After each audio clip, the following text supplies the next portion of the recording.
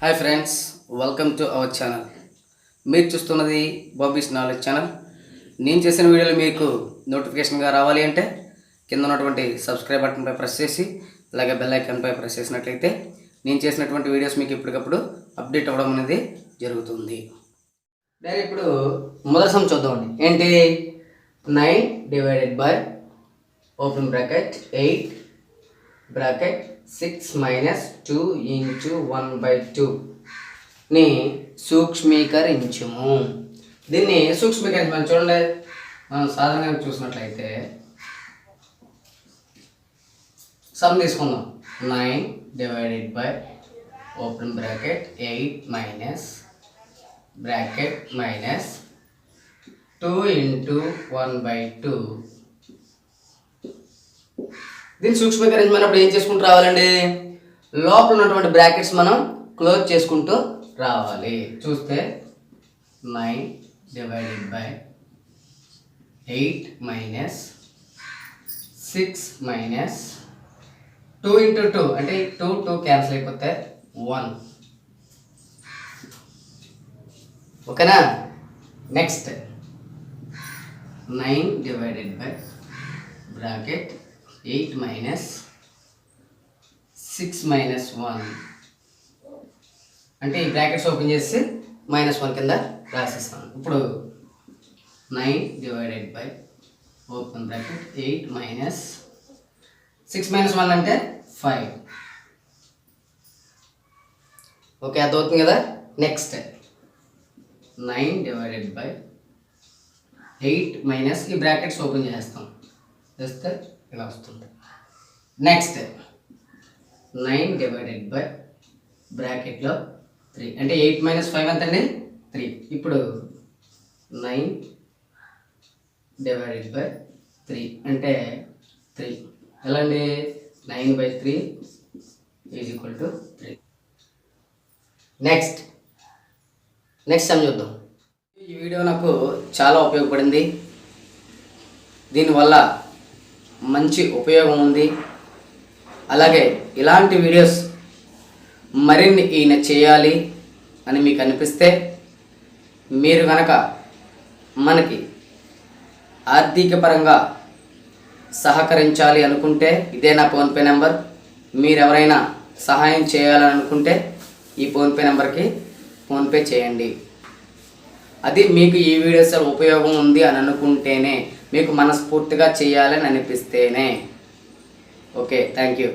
ఇప్పుడు మనం ఈ సెకండ్ సమ్ గాని చూసినట్లయితే 2 కిలోలలో 200 గ్రాములు ఎంత శాతం? ఇది క్వశ్చన్ అండి. ఓకే, ఇప్పుడు 2 కిలోలలో 200 గ్రాములు ఏ విధంగా చూద్దాం? మనం చూద్దాం. 1 కిలో ఈజ్ ఈక్వల్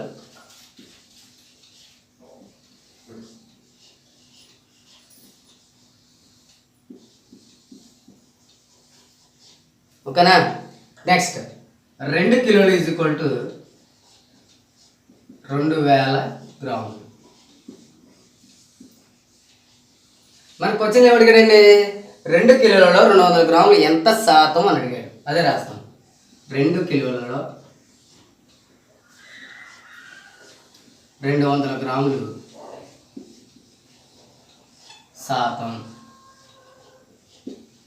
ఇప్పుడు మనం ఏమైందండి? 2000 గ్రాములని 100 గ్రాములు 200లతో మనం సింప్లిఫై చేయాలి. సింప్లిఫై చేస్తే 2000 బై 200, 0 క్యాన్సిల్ చేసాం, 0 క్యాన్సిల్ చేసాం. ఈ 20లో 10 టైమ్స్ అంటే ఎంతండి? 10%, అంటే 10%. ఓకేనా? అర్థమవుతుంది కదా?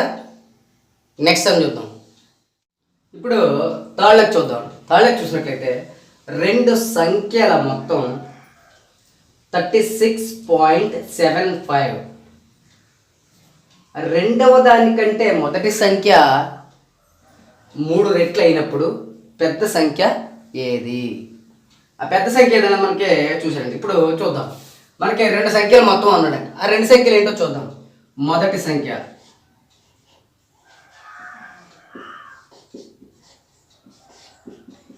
x అనుకోను. తర్వాత రెండవ సంఖ్య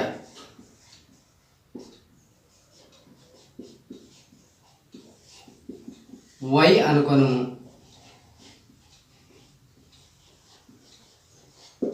ఓకేనా. నెక్స్ట్ రెండవ సంఖ్య మొదటి సంఖ్యకు 3 రెట్లు పెద్ద అన్నాడండి. దాన్ని రాస్తాం. ఏమన్నాడు? రెండవ సంఖ్య దానికంటే మొదటి సంఖ్యకు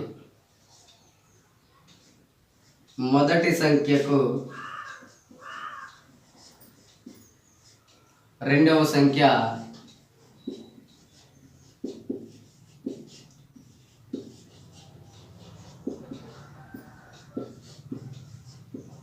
అంటే అప్పుడు ఏమవుతుంది?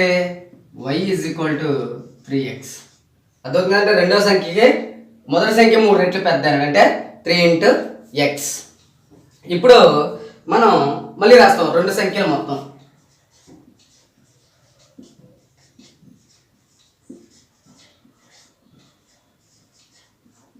రెండు సంఖ్యలు మొత్తం ఎంతండి? X plus y is equal to 36.75. ఇది లెక్క ప్రకారం, అంటే మనకు లెక్క ఇచ్చారు కాబట్టి. ఇప్పుడు y అంటే ఎంత మనకి? 3x. అదే రాస్తాం. x plus 3x is equal to 36.75. దీన్ని మనం ఇక్కడ రాసుకుంటాం. అంటే y is equal since y is equal to 3x. Since అంటే ఈ y బదులు మనం ఇక్కడ ప్రతిక్షేపించామని. ఇప్పుడు x ప్లస్ 3x ఎంతండి? 4x is equal to 36.75. x is equal to 36.75 by 4. ఇప్పుడు మనం దీన్ని 4 తోటి డివిజన్ చేయాలి.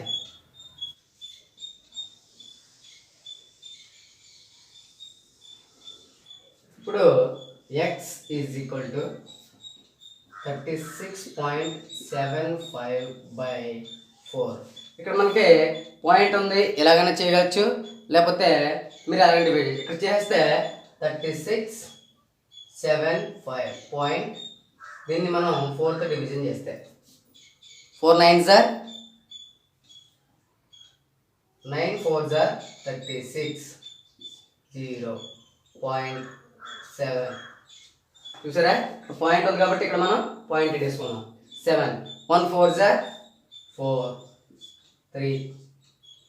ఇక్కడ మనం దీన్ని ఎంచుకుంటే 5. ఓకేనా? So 8 4s are 32. 8 4s are 32. 3 5 నుంచి 2 అయితే 3. నెక్స్ట్ మరలా 0. 7 4s are 28. 7 4s are 28. అంటే 30 నుంచి 28 అంటే 10 నుంచి 8 తీస్తే 2.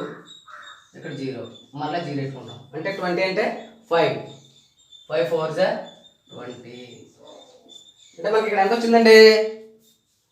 x ఈజ్ ఈక్వల్ 9.187 ఇప్పుడు y ఎంత అంటే y ఈజ్ ఈక్వల్ 3x. అంటే y ఈజ్ ఈక్వల్ 3 ఇంటూ 9.187. ఎందుకంటే పాయింట్ తర్వాత 1875 అని మాత్రమే చదవాలి. నెక్స్ట్ ఇక్కడ y ఈజ్ ఈక్వల్ టు దీన్ని 3 చేత మనం మల్టిప్లికేషన్ చేస్తే 9.1875 3 చేత మల్టిప్లికేషన్ చేస్తే 3 5 15 3 21 1 22 2 3 24 2 6 2 3 1 3 5 3 21 అంటే 27.5625 27.5625 ఇది మనకు వచ్చింది. ఓకేనా? ఇలా జాగ్రత్తగా మీరు కన్ఫ్యూజ్ పడకుండా సమ్ అనేది క్లియర్గా చూడండి. ఇప్పుడు నెక్స్ట్ సమ్ చూద్దాం. ఇప్పుడు ఫోర్త్ సమ్ చూద్దాం. చూడండి, ఫోర్త్ సమ్ చూసినట్లయితే రెండు సంఖ్యల గురించి మోహిత్ ఆలోచిస్తున్నాడు ఏంటండి. ఏమని? వాటి గరిష్ట సామాన్య భాజకం 6 అంటే గసాబా అంటే వాటి గరిష్ట సామాన్య భాజకం 6. వాటి కనిష్ట సామాన్య గుణకం అంటే కాసాగు 36. అందులో ఒక సంఖ్య 12 అయినప్పుడు రెండవ సంఖ్య ఎంత అని అడిగాడు. మీరు క్వశ్చన్ జాగ్రత్తగా గమనించాలి లెక్కని. ఇప్పుడు చూద్దాం. ఒక సంఖ్య ఎంత ఇచ్చారండి మనకి? 12. రెండవ సంఖ్య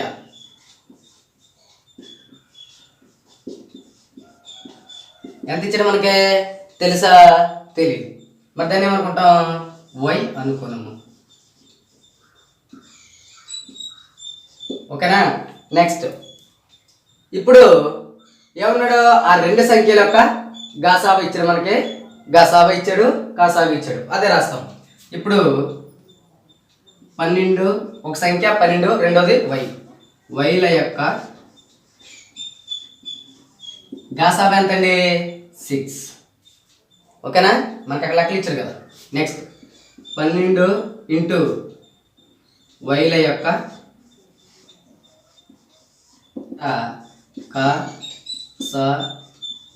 ఎంతండి? 36. ఓకేనా? ఇప్పుడు మనకి ఒక సంఖ్య ఇచ్చాడు, గాసాబు ఇచ్చాడు, కాసాగు ఇచ్చాడు. ఇప్పుడు రెండవ సంఖ్యను మనం కనుక్కోవాలి. దాన్ని ఏం చేయాలంటే ఇప్పుడు మనకి ఒక ఫార్ములా ఉంది. అదేంటంటే రెండు సంఖ్యల లబ్ధం ఈజ్ ఈక్వల్ టు రెండు సంఖ్యల లబ్ధము ఈజ్ ఈక్వల్ గాసాబా ఇంటూ కాసాగు. ఓకేనా? అంటే ఇక్కడ మనకి రెండు సంఖ్యల లబ్ధం ఉంది, గాసాబా ఉంది, కాసాగు ఉంది. ఇప్పుడు మనం రెండవ సంఖ్యని ఈజీగా తెలుసుకోవచ్చు. ఇక్కడ 12 into y is equal 6 into 36. ఓకేనా? 6 ఇంటూ 36. ఇప్పుడు y ఈజ్ ఈక్వల్ టు ఇటువైపు గురించి ఇటువైపు వెళ్తే అవుతుంది, డివిజన్ చేస్తాం. 6 ఇంటూ 36 బై 12. ఇప్పుడు ఏం చేస్తాం? ఈ 12 36లో 3 టైమ్స్ అంటే y is equal to 6 3 is 18. రెండవ సంఖ్య ఎంత వచ్చిందండి? 18. అదే రాస్తాం. దేర్ఫోర్ రెండవ సంఖ్య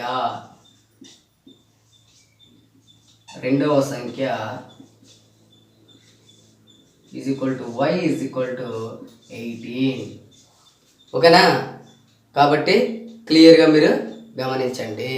ఇప్పుడు ఫిఫ్త్ సమ్ చూద్దామండి. 11.3 ఇంటూ 2.7కు సమానమైన విలువ ఎంత?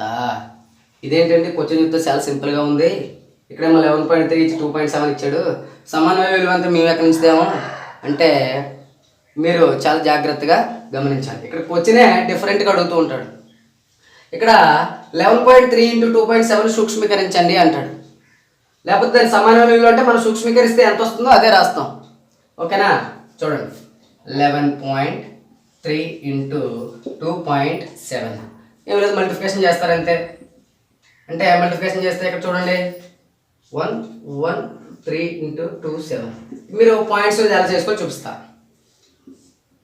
7 3 21 1 2 1 7 7 9 1 7 7 2 9 అన్నమాట. 1 7 7 2 3 6 2 1 2 2 1 2 1 15 అంటే 9 + 6 15 1 8 + 10 1 30.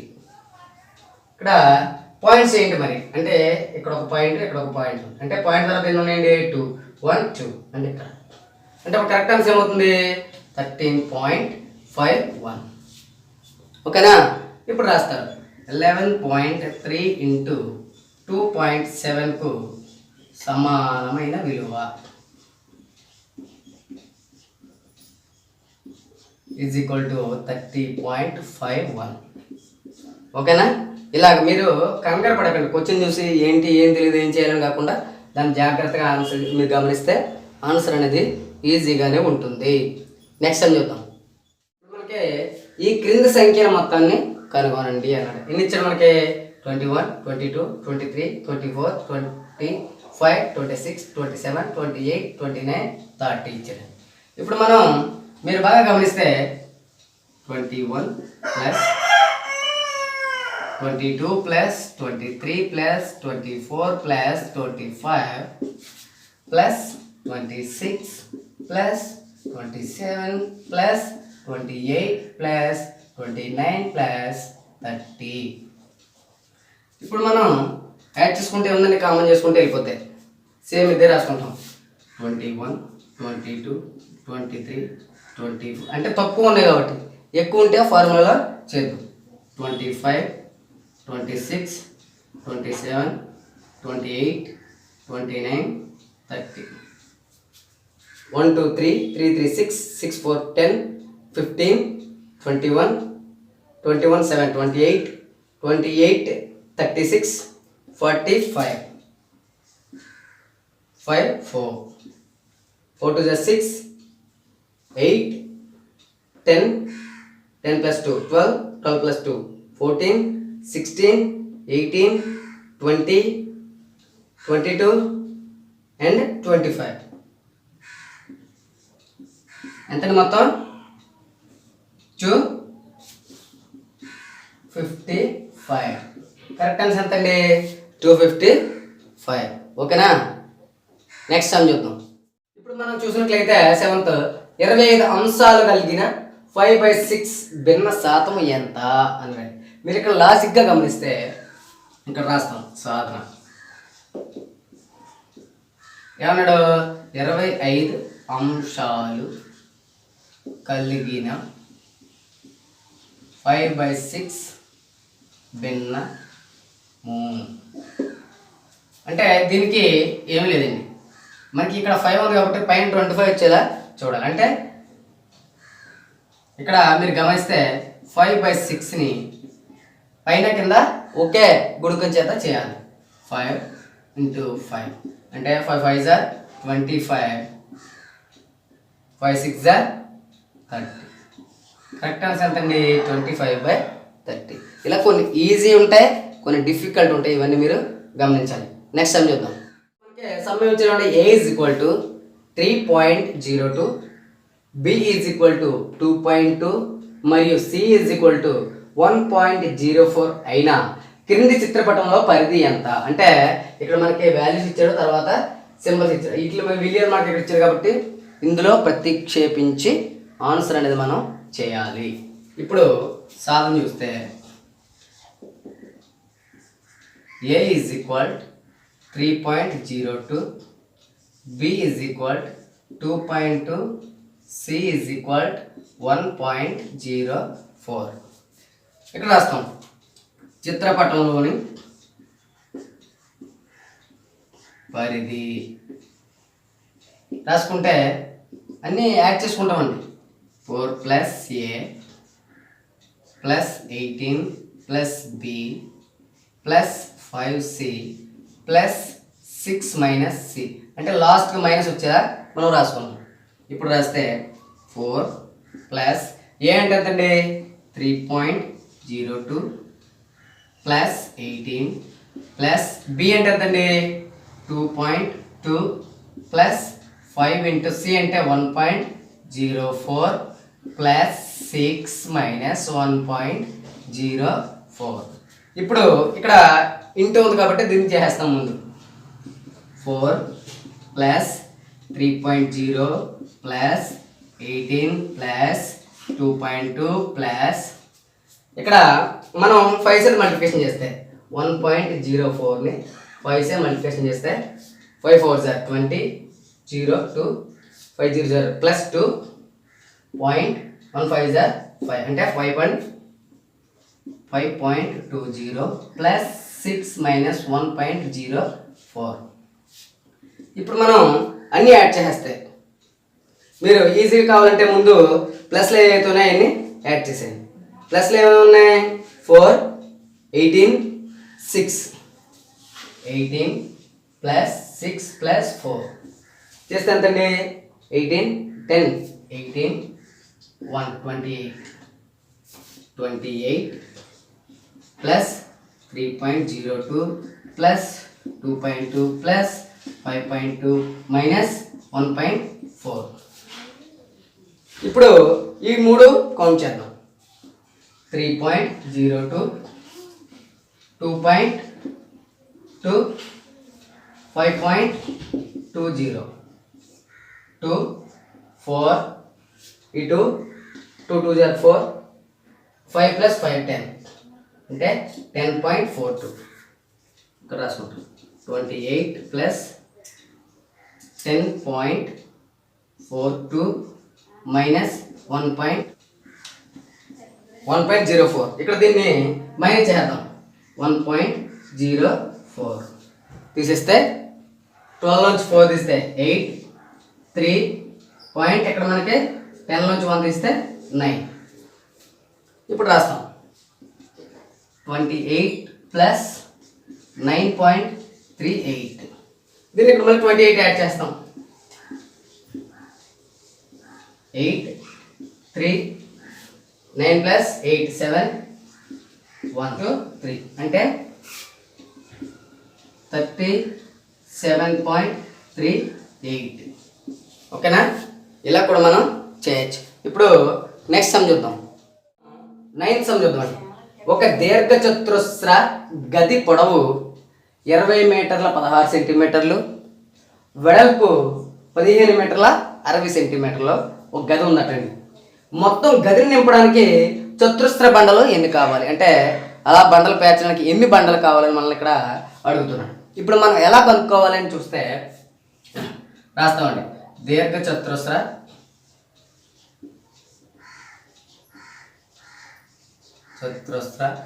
గది పొడవు అంటే ఎల్ ఎంతండి 20 మీటర్ల 16 సెంటీమీటర్లు ఇచ్చాడు దాన్ని ఎలా రాసుకోవచ్చు మనం 20.16 మీటర్స్ అంటే మీటర్లో ఇది మనం పాయింట్ కింద రాసుకోవచ్చు నెక్స్ట్ దీర్ఘచతురస్ర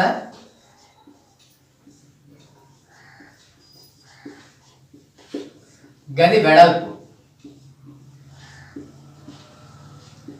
దేని కింద రాస్తాం మనం బి అంటే ఎంతండి 60 ఇక్కడ ఏమన్నా 60 మీటర్లు 15 మీటర్ల 60 సెంటీమీటర్స్ అంటే 15.60 మీటర్స్ ఇలా మనం రాయొచ్చు ఇప్పుడు గది వైశాల్యం మనకు కావాలి గది వైశాల్యం వస్తే అప్పుడు ఏ సైజ్ దీర్ఘచతురస్రాకార బండలు మనం చతురస్ర బండలు రావాలో మనం ఈజీగా చూడొచ్చు ఇప్పుడు ఏం చేస్తామంటే గది వైశాల్యం దీర్ఘచతురస్రాకార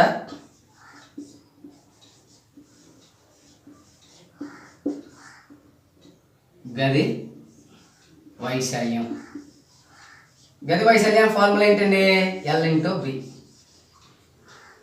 L × B అంటే L ఎంతండి 20.16 × 15.060 ఏం లేదు మల్టిప్లికేషన్ చేయడమే చేద్దాం 20.16 అండ్ 15.60 ఓకే ఇక్కడ పాయింట్గా తర్వాత చూద్దాం జీరోస్తో మల్టిప్లికేషన్ చేస్తే 4 zeros నెక్స్ట్ 6 తో 6 6 36 6 3 1 6 6 3 9 and 6 zeros are 0 and 6 2s are 12 next 5 5 6 are 33 5 1s are 5 3 5 1s are 5 plus 3 8 5 zeros are 0 5 2s are 10 మరలా 1 set 1 6 are 6 1 1s are 1 1 zeros are 0 1 2s are 2 add చేస్తే 0 6 9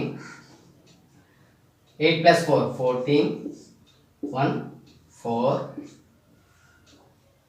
1 3 ఇక్కడ మనకి 1 2 3 4 ఉన్నాయి 1 2 3 4 పాయింట్ అంటే అప్పుడు ఎంత అయింది 31.4960 ఇక్కడ మనకి గది వైశాల్యం అనేది వచ్చింది ఇప్పుడు చతురస్ర బండలు అంటే దీనికి మనం రూట్ మూలం అంటే వర్గమూలం కనుగొనాలి ఈ దగ్గరలో వర్గమూలం ఏముందంటే చూద్దాం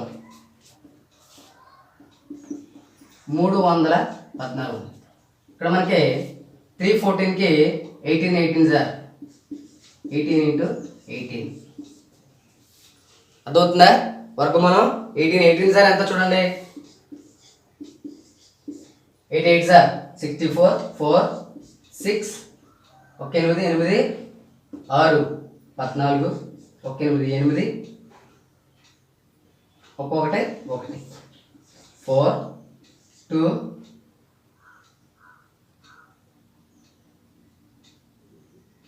3 అంటే ఇక్కడ ఎంత ఇచ్చాడు 3 20 అంటే సుమారుగా మనకి ఎన్ని బండ్లు పడతాయండి 18 × 18 బండ్లు పడతాయి. అంటే దీనికి రఫ్గా ఏం రాస్తాం సుమారుగా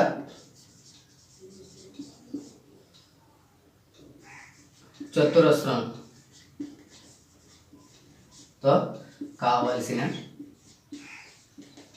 బండలు 18. మీరు ఇలా క్లియర్గా చూడొచ్చు. నెక్స్ట్ మనం 10th సమ్ చూద్దామండి. విల్సన్ దగ్గర 8400 ఉన్నాయండి. అందులో 30% దేవాలయానికి ఇచ్చాడు. మిగిలిన దాంట్లో 50% ఖర్చు చేశాడు. మరి ఇంకా అతని దగ్గర ఎంత ఉంది అని చెప్పేసి అడుగుతూ ఉన్నాడు. ఇప్పుడు రాద్దాం. విల్సన్ దగ్గర ఉన్న సొమ్ము ఎంతండి 8400. ఇప్పుడు 8400లో 30% చూద్దాం. 8400లో 30% సొమ్ము ఎంతండి 30/100 ఇంటూ 8400. 0 0 క్యాన్సిల్ అయిపోతే 30 × 84. చూడండి మల్టిప్లికేషన్ చేయండి. 30 × 84 అంటే 84 × 30. 0 0 3 4 3 4 12 1 3 8 24 25 అంటే 0 2 5 2 2520 అంటే 2520.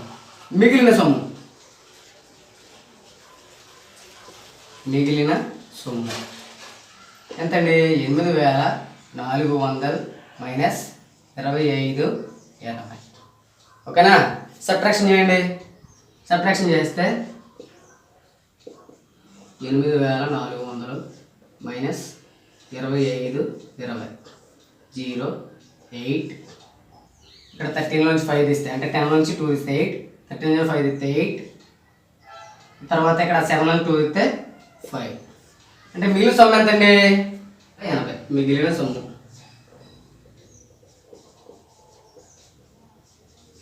ఎంతండి 5880. ఇప్పుడు ఏమన్నాడు ఇక్కడ మిగిలిన సొమ్ము ఎంతండి 5880. ఇందులో 50% అంటే 5880లో 50% సొమ్ము. Same process 50/100 into 5880. 0 0 cancel 0 0 cancel 5 × 588. ఇప్పుడు మల్టిప్లికేషన్ చేస్తాం. 588 × 5 5 4 8 5 are 40 4 8 5 are 44 44 4 5 5 are 25 29 ఎంతండి 29. ఓకేనా? మనకి ఇప్పుడు తనకు వచ్చేసింది ఎంతండి 29 40. ఇప్పుడు మిగిలిన సొమ్ము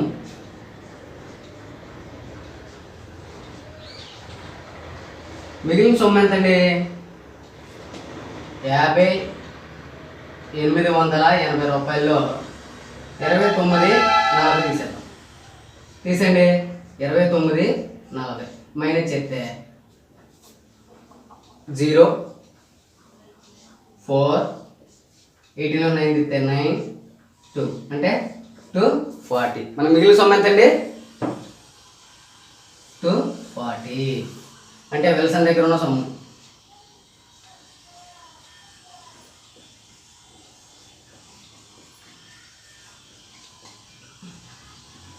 ఎంతండి 2940. అంటే 2940 రూపీస్ విల్సన్ దగ్గర ఉంది. ఈ విధంగా ప్రతి సమ్ని జాగ్రత్తగా గమనించండి. అదేవిధంగా మన ఛానల్లో 10th క్లాస్ ఇంగ్లీష్ గ్రామర్, అలాగే మ్యాథమెటిక్స్, అలాగే తెలుగు గ్రామర్ కూడా వీడియోస్ చేయడం జరుగుతుంది. గమనించండి. ప్లేలిస్ట్లో కూడా మీకు పెట్టడం జరుగుతుంది. అదేవిధంగా నవోదయ 6th క్లాస్ ఎంట్రన్స్, అలాగే 9th క్లాస్ ఎంట్రన్స్, దానికి సంబంధించినటువంటి మోడల్ పేపర్స్ అన్నీ కూడా మన ఛానల్లో వీడియోస్ అప్లోడ్ చేయడం జరుగుతుంది. గమనించండి. ఇటువంటి అప్డేట్స్ ఎప్పటికప్పుడు పొందాలంటే సబ్స్క్రైబ్ బటన్పై ప్రెస్ చేయండి, అలాగే బెల్ ఐకాన్పై ప్రెస్ చేయండి. మీ డౌట్స్, సలహాలు, సూచనలు కామెంట్స్ రూపంలో తెలియచేయండి.